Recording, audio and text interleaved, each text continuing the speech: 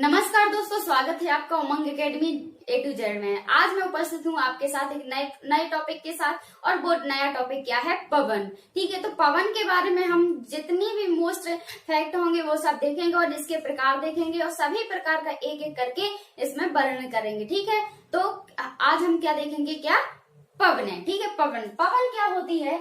जब हवा क्षैतिज चलती है तो क्या कहलाती है?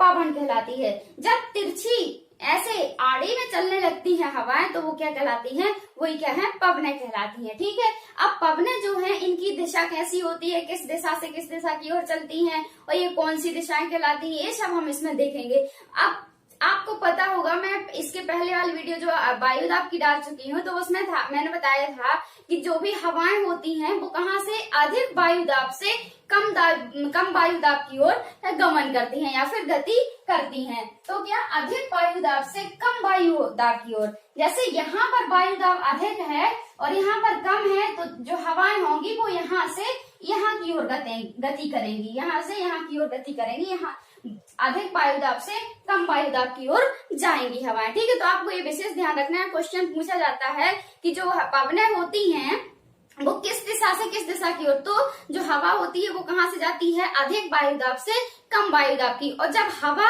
आड़ी चलने लगती है तो वो क्या है? पवन कहलाती है। ठीक है, तो इसकी गति पवनों की जो गति मापना होता है तो वो पवन वेग मापी यंत्र से मापी जाती है। किससे मापी जाती है? पवन वेग मापी यंत्र से मापी जाती है। यहाँ पर मैंने ये बनाया हुआ है, कुछ इस प्रकार से होता है पवन वेग मापी यंत्र। इसमें यहाँ पर ये पंखे लगे रहते हैं, 4 पंखे लगे हुए हैं इसमें, है ना। और यहाँ पर ये कुछ लाइन, मतलब जैसे स्केल में बना होता है, सेंटीमीटर किलोमीटर ऐसा बना रहता है और यहाँ पर भी बना रहता है। तो इसमें क्या होता है? इसकी किलोमीटर प्रति घंटा की चाल पता चलती है, मतलब में वेग पता चलता है, गति पता चलती है कि किस गति से कितनी स्पीड से जो पवनें हैं वो किस स्पीड से चल रही हैं। 1 किलोमीटर प्रति घंटा, 10 किलोमीटर प्रति घंटा, 70 किलोमीटर प्रति घंटा, कुछ भी हो सकता है। ठीक है, तो जिस गति से जो हवाएं चलती है आड़ी रेखाओं में, तो वो ही क्या है? उसकी गति होती है। किसकी? पवनों की। ठीक है, और वो किससे मापी जाती है? पवन वेग मापी यंत्र के द्वारा मापी जाती है। तो आपको ये याद तो बिल्कुल करना ही नहीं पड़ेगा, क्योंकि पवन मतलब क्या? पवने हैं। ठीक है, और वेग क्या है? वेग मतलब गति या फिर स्पीड, और मापी मतलब मापने वाला, यंत्र माने यंत्र। ठीक है, तो आपको ये याद नहीं करना होगा, ये नहीं करना पड़ेगा। ठीक है, तो आपको वैसे ये याद रहाएगा कि पवन वेग मापी यंत्र से क्या मापी जाती है? पवनों की गति मापी जाती है। ठीक है, तो कुछ इस प्रकार से होता है पवन वेग मापी यंत्र, है ना। अब जो इसकी दिशा, क्या इसकी दिशाएं कैसे मापी जाती हैं? किसकी? पवनों की जो दिशा ज्ञात करनी है कि किस दिशा से चल रही है पवनें, उत्तर से दक्षिण, की पूरब से पश्चिम, की पश्चिम से पूर्व, की दक्षिण से उत्तर। तो इसके लिए इन सबको ज्ञात करने के लिए दिक् सूचक यंत्र, क्या किसका उपयोग किया जाता है? दिक् सूचक यंत्र का उपयोग किया जाता है। और वो कुछ इस प्रकार का होता है। तो यहाँ ये दिशा को डिनोट कर रहा है, ये जो तीर का निशान है ये क्या है? दिशा को डिनोट कर रहा है। यहाँ पर भी ये 4 प्रकार की ऐसी बनी रहती है, तो यहाँ भी ये क्या है? दिशा को डिनोट कर रहा है कि किस तरफ से किस तरफ की ओर दिशाएं पवनें चल रही हैं। ठीक है, तो अगर हमको पता करना है कि किस दिशा से किस दिशा की ओर पवनें चल रही हैं तो हम किसका प्रयोग करेंगे? दिक् सूचक यंत्र के द्वारा पता कर लेंगे। अगर हमको स्पीड पे ज्ञात करनी है तो वो कहाँ से? पवन वेग मापी यंत्र के द्वारा मापी जाएगी। ठीक है, तो आपको ये 2 पॉइंट भी बहुत ज्यादा इम्पोर्टेंट है ना, और इसको भी याद रखना पड़ेगा। अब ये 2 यंत्र हैं जो आपको बहुत अच्छे से याद रखना है। ठीक है, उसमें याद करने की कुछ बात ही नहीं है, वो ऑटोमेटिकली आपको याद हो जाएगी, क्योंकि दिशा तो दिक। ठीक है, और पवन वेग मापी मतलब है इसकी स्पीड।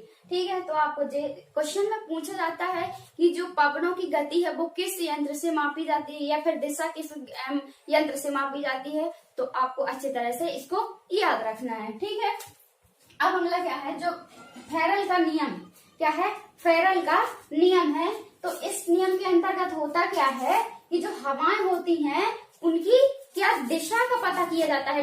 जैसे इससे तो पता किया जाता है कि दिशा किस तरफ को चलती है, लेकिन जो दिशाओं का नियम दिया था वो फेरल ने दिया था कि पवनें किस पवनों का जो दिशा का निर्धारण किया जाएगा वो फेरल के नियम के अनुसार ही किया जाएगा। ठीक है, तो जो हवाएं होती हैं, हवाएं एवं सागरी जल धाराएं होती हैं, वो सब क्या है, पृथ्वी की घूर्णन गति के कारण, क्या, पृथ्वी की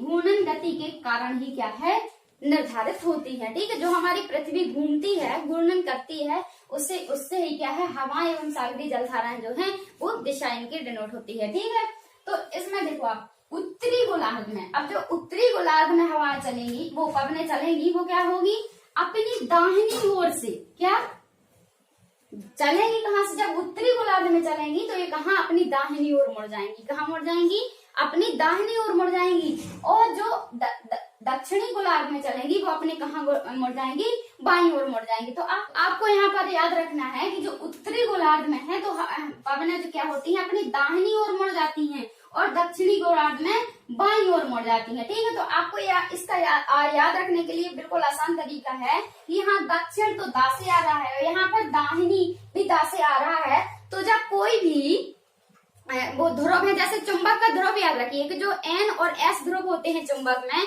तो जब N मिलते हैं तो क्या होते हैं, प्रतिकर्षित होते हैं, मतलब में दूर होते हैं, है ना। और जब N और S मतलब में दूसरे मिलते हैं, दूसरे प्रकार के, जैसे N से S मिलेगा तो ये क्या, एक दूसरे के क्या होंगे, आकर्षित होंगे। तो यहाँ पर आपको दक्षिण, तो दक्षिण में क्या है, दा रहा है दाहिनी में, तो इसको दाहिनी इसमें नहीं होगा। क्यों, क्योंकि जब सेम मिल जाएंगे तो क्या हो जाएंगे, ये प्रतिकर्षित हो जाएंगे। ठीक है, तो ये क्या है, ये नहीं होगा। तो आपको बहुत अच्छे से याद रहेगा कि जो दक्षिणी गोलार्ध है उसमें दाहिनी तो हो नहीं सकता है, तो होगा क्या, बाईं ओर। ठीक है, अब उत्तरी गोलार्ध में जब आपको पता होगा कि जो दाहिनी है उसमें बाईं है, तो उत्तरी में क्या होगा, दाहिनी होगा। ठीक है, तो इस प्रकार से आपको ये भी याद रखना है। ठीक है, अब आते हैं क्या, पवनों के प्रकार। तो पवनों के जो प्रकार हैं वो 4 प्रकार हैं, 4 प्रकार में इनको विभाजित किया गया है, किनको, पवनों को। ठीक है ना। तो कौन कौन से, एक तो है स्थायी पवनें, क्या, स्थायी पवनें, और दूसरी है क्या, समयिक पवनें, है ना, जो कुछ समय के लिए रहती हैं, और जो तीसरा है वो है स्थानीय पवनें, और जो चौथा है अन्य पवनें हैं। ठीक है, तो अब जो स्थायी पवनें हैं इनमें कौन कौन सी पवनें आती हैं, पहला है व्यापारिक पवनें, दूसरा है पछुआ पवनें, और तीसरा है ध्रुवीय पवनें। ठीक है, तो इसकी भी कितनी है, 3 है, और समयिक की क्या है, मानसूनी पवनें ही है, 1 है इसका। ठीक है, और जो स्थानीय पवनें हैं इसके 2 पार्ट हैं, दो भागों में इसको विभाजित किया गया, कौन कौन, जल समीर और थल समीर। ठीक है, और जो अन्य पवनें हैं उसको चक्रवात और प्रति चक्रवात। अब क्या है, पवनों के प्रकार जो भी हमने देखे थे कि 4 प्रकार की पवनें होती हैं।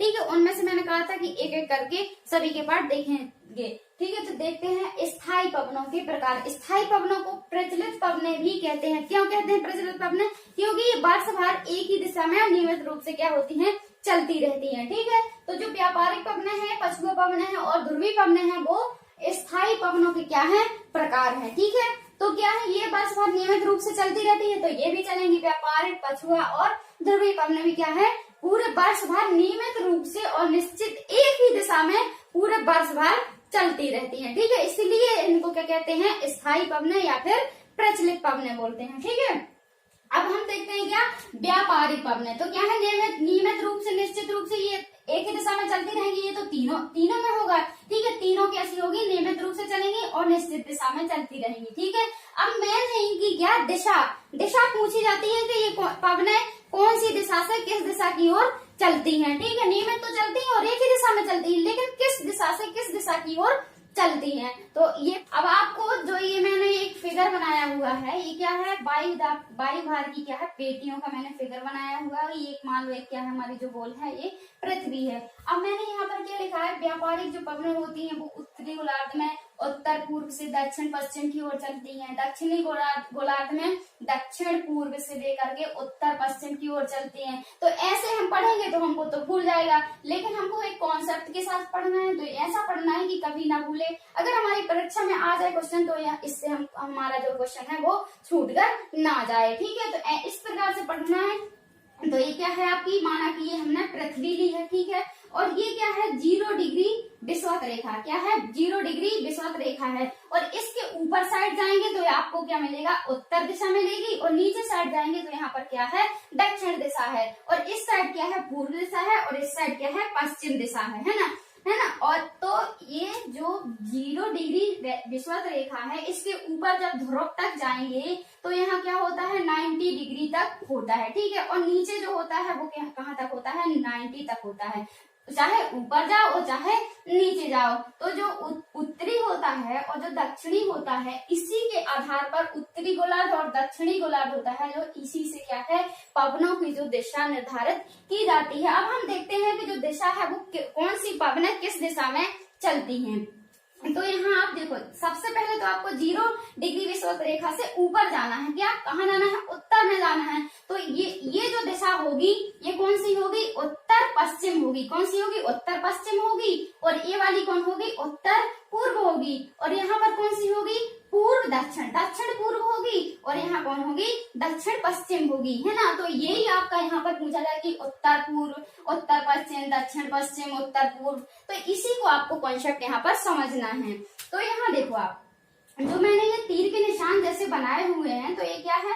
पवनों को डिनोट करते हैं कि किस दिशा में जा रही हैं। तो ये लगभग कहाँ से आ रही हैं? इस दिशा से, इस कोने से आ रही हैं। ये जो दिशा है, ये जो तीर बनाए हैं मैंने, ये कहाँ से आ रहे हैं? उत्तर पूर्व से आ रहे हैं। कहाँ से? उत्तर पूर्व से आ रहे हैं। किसके? व्यापारिक पवनों। सबसे पहले हम व्यापारिक पवनें देखते हैं। तो ये जो तीर बने हुए हैं यहाँ, ये किस दिशा से आ रहे हैं? उत्तर पूर्व से आ रहे हैं। और किस दिशा को जा रहे हैं? दक्षिण पश्चिम की ओर जा रहे हैं। कहाँ को जा रहे हैं? दक्षिण पश्चिम की ओर जा रहे हैं। लेकिन ये कहाँ की स्थिति है? उत्तरी गोलार्ध की है। कहाँ की है? उत्तरी गोलार्ध की। अब आपको यहाँ लिखा मिलेगा कि जो ये उत्तरी गोलार्ध लिखा हुआ है, तो उत्तर पूर्व से दक्षिण पश्चिम की ओर जाती है ये हवाएं। तो ये उत्तरी गोलार्ध है आपका, तो ये क्या है? उत्तर पश्चिम है। क्या है? उत्तर पश्चिम है ये इस साइड, ठीक है। तो उत्तर पश्चिम से कहाँ को जाती है? दक्षिण पश्चिम को। तो ये कौन सी दिशा है? दक्षिण पश्चिम ही है ना। तो आपको बिल्कुल याद नहीं करना है। ये तीन इस साइड को जा रहे हैं, तो ये क्या है? व्यापारिक पवनें हैं। ये कौन सी? इस जो पेटी के अंदर है वो क्या है? व्यापारिक पवनें हैं। तो आपको समझ में आ गया होगा कि जो उत्तरी गोलार्ध में व्यापारिक पवनें होती हैं, वो उत्तर पूर्व से लेकर के दक्षिण पश्चिम की ओर जाती हैं। कहाँ? दक्षिण पश्चिम की ओर जाती हैं। अब हमने अभी उत्तरी गोलार्ध में देखा है, अब हमको कहाँ देखना है? दक्षिणी गोलार्ध में देखना है। और दक्षिणी गोलार्ध की दिशा आपको दिख रही होगी कि दक्षिण पूर्व से लेकर के उत्तर पश्चिम की ओर जाती हैं। तो दक्षिणी गोलार्ध में कहा? ये क्या है आपका? ये क्या है? दक्षिण पूर्व है। क्या है? दक्षिण पूर्व है। तो इस साइड से देखो यहाँ पर, देखो आप खुद ही देखो यहाँ पर, ये जो तीर के निशान है वो कहाँ से? दक्षिण पूर्व से लेकर के कहाँ को जा रहे हैं? कहाँ जा रहे हैं? उत्तर पश्चिम की ओर जा रहे हैं। कहाँ? उत्तर पश्चिम की ओर जा रहे हैं। तो आपको ये भी बिल्कुल याद नहीं करने पड़ेंगे, सिर्फ आपको इतना फिगर बस बनाना है। बाकी आपकी पूरी पवनों की दिशाएं, चाहे वो उत्तरी गोलार्ध हो चाहे दक्षिणी गोलार्ध हो, सब पूरा यहाँ पर क्लियर हो जाएगा। तो जो पवना है उत्तरी गोलार्ध में पता चल गया आपको, और दक्षिणी गोलार्ध में भी पता चल गया आपको। क्या? व्यापारिक पवने।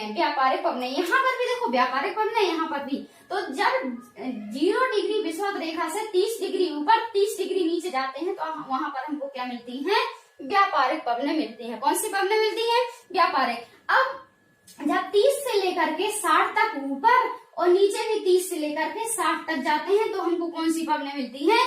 पछुआ पवनें मिलती हैं। कौन सी मिलती है? पछुआ पवनें मिलती हैं। तो अब पछुआ पवनों की स्थिति देख लो आप उत्तरी गोलार्ध में। कहा?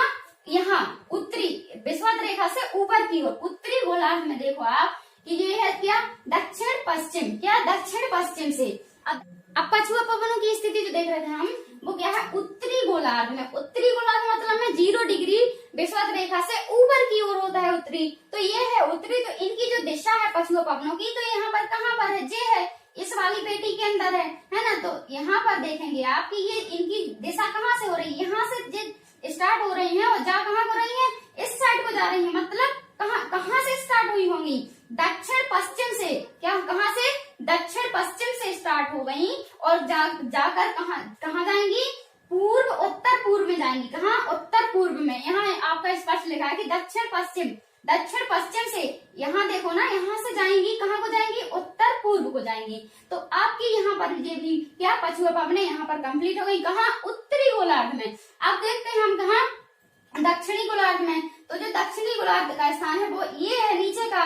तो कहाँ से? 30 से लेकर के 60 डिग्री तक होता है पछुआ पशु पवनों नीचे चाहे ऊपर किसी भी गोलार्ध में हो, तो आप यहाँ देखो अब किस दिशा से जा रही है, ये उत्तर पश्चिम से जा रही है। कहाँ से? ये है आपका उत्तर और यहाँ पर क्या है? पश्चिम। तो इस कोने से जा रही है, तो यहाँ से जाएंगी, कहाँ को जाएंगी?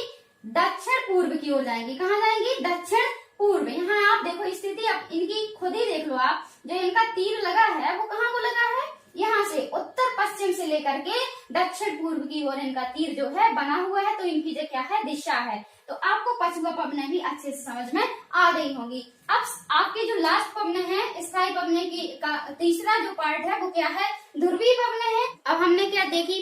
व्यापारिक पवने और पछुआ पवने। अब हम देखेंगे क्या? ध्रुवीय पवने। अब जो ध्रुवीय पवनों की जो दिशा है कि किस दिशा से किस दिशा की ओर पवने किस गति से और किस दिशा की ओर जाती हैं, तो वो यहाँ से हम इसी से फिगर से देखेंगे। तो जो उत्तरी गोलार्ध में है, क्या उत्तरी गोलार्ध में जो क्या ध्रुवीय पवने होती है वो 60 डिग्री से 90 तक तो होती ही हैं दोनों साइड, चाहे उत्तर में हो चाहे दक्षिण में। लेकिन क्या है, इनकी दिशा है जो वो अलग होती है। जैसे ये उत्तरी गोलार्ध है तो इनकी दिशा कहाँ से कहाँ को है? उत्तर पूर्व से। क्या? उत्तर पूर्व से कहाँ को है? दक्षिण पश्चिम की ओर। यहाँ को आ रही है ना, यहाँ से लेकर के मतलब उत्तर पूर्व से लेकर के दक्षिण पश्चिम की ओर ये आ रही हैं। कहाँ? उत्तरी गोलार्ध में। और दक्षिणी गोलार्ध की बात करें इनकी ध्रुवीय पवनों की, तो जो इनकी दिशा है वो कहाँ से? दक्षिण पूर्व से लेकर के उत्तर पश्चिम की ओर इनकी दिशा है। तो ये क्या है? इनकी दिशा आपको इस फिगर से बहुत अच्छे से समझ में आ गई होगी। अब देखते हैं हम क्या नेक्स्ट पवने हैं, नेक्स्ट पवनों के प्रकार। इसके अभी थोड़ा और बता देती हूँ कि जो ये ध्रुवीय पवने होती हैं वो क्या होती है? बहुत ठंडी होती है। क्यों होती? ठंडी होती है प्लस शुष्क भी होती है। क्यों होती है? क्योंकि जो ये ध्रुवों पे होती है, कहाँ? ध्रुवों में चलती है। कहाँ से? उत्तरी ध्रुव से कहाँ? उपध्रुवीय ओर की चलती है, उपध्रुवीय की ओर चलती हैं। और यहाँ पर भी क्या है? यहाँ पर भी ऐसे ही होता है कि जो यहाँ पर क्या है, जो वायु आपकी पेटियां होती है ना, वो क्या होती है? यहाँ पर उपध्रुवीय होता है, यहाँ पर ध्रुवीय होता है, यहाँ पर उपध्रुवीय होता है। तो ध्रुवीय से कहाँ को चलती है? उपध्रुवीय की ओर चलती है ना। तो आपको ये बहुत अच्छे तरीके से याद रखना है। और ये क्या होती है? ठंडी होती है और शुष्क होती है। और जो मैंने अभी स्थायी पवनों की जो सारे ये प्रकार बताए हैं तीनों, वो क्या है? नियमित पूरे वर्ष भर नियमित रूप से चलती रहती है और एक ही दिशा में चलती है। कहाँ चलती है? एक ही दिशा में चलती है। अगर आपसे क्वेश्चन परीक्षा में पूछा जाता है कि जो स्थायी पवनें होती हैं वो वर्ष भर किस दिशा में चलती है, तो यहाँ से एक निश्चित दिशा में चलती हैं। अब जो ये पवनें मैंने बताया कि जो व्यापारिक पवनें होती हैं वो यहाँ से कहीं उत्तर पूर्व से, कहीं दक्षिण पूर्व से, कहीं ऐसे बताया है। तो जो इनकी दिशा है वो परिवर्तित नहीं होती है, पूरी साल भर एक ही दिशा में चलती रहती है। तो आपको ये फिगर बहुत अच्छी तरीके से याद कर लेना। तो इसका आपको अगर डायग्राम बनाना आसान करना है, तो एक आपने ऐसा किया, गोला बनाया मतलब पृथ्वी बनाई, फिर एक आपने बीच से लाइन खींची तो यह 0 डिग्री सेल्सियस रेखा हो गई है ना, विषुवत रेखा। तो आपको ऐसे बनाना है, जो ये रेखाएं आएंगी वो ऐसे आएंगी। अब इनका जो तीर है वो कहीं को भी जा सकता है, आप इसके हिसाब से लिख सकते हैं। क्या? जो विषुवत रेखा है तो यहाँ पर क्या 1 2 ऐसे लाइन खींचनी है, नीचे भी 1 2 है ना। अब यहाँ इसका तीर इस प्रकार से बनाना है, एक ऐसा तीर आपको इससे ऐसे याद करना है जैसे ये है, और आपको ऐसे याद करना है। तो आपको पूरी जो दिशा है वो ज्ञात हो जाएंगी। सिर्फ आपको ये याद रखना है कि किस दिशा से किस दिशा की ओर चलती है, बस आपको दिशा याद रखनी है। ये तीर याद कर लेना आप। यहाँ पर बीच की जो रेखा है वो बीच की तरफ सब तीर जुड़ रहे हैं यहाँ पर, और फिर ये जो लास्ट की रेखा है यहाँ पर भी दोनों तरफ से तीर जुड़ रहे हैं। तो इस प्रकार से आपको याद रखना है, ठीक है। अब यहाँ पर हमारी क्या स्थायी पवनें होती है कंप्लीट। अब हम नेक्स्ट वीडियो में देखेंगे क्या समेक पवनें और स्थानीय पवनें। फिर इसके बाद में देखेंगे क्या प्रतिचक्रवात और चक्रवात जो है अन्य पवनों के उसमें आती है, ठीक है। तो इस वीडियो के लिए सिर्फ इतना ही, मिलते हैं नेक्स्ट वीडियो में।